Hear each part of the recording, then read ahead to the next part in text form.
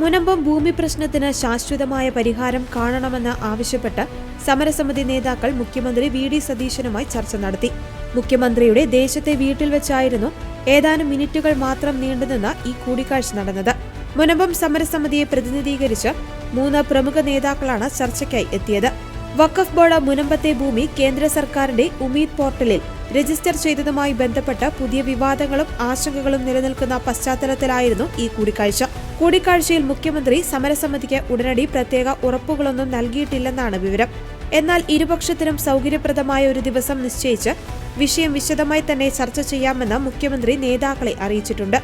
തങ്ങളുടെ ഭാഗത്തുള്ള ആശങ്കകളും ആവശ്യങ്ങളും മുഖ്യമന്ത്രിക്ക് മുന്നിൽ വ്യക്തമായി ഉന്നയിച്ചിട്ടുണ്ടെന്ന് ചർച്ചയ്ക്ക് ശേഷം സമരസമിതി നേതാവ് ജോസഫ് ബെന്നി മാധ്യമങ്ങളോട് പറഞ്ഞു. വിഷയം വിശദമായി ചർച്ച ചെയ്യാമെന്ന് മുഖ്യമന്ത്രി സമ്മതിച്ചതായും അദ്ദേഹം കൂട്ടിച്ചേർത്തു.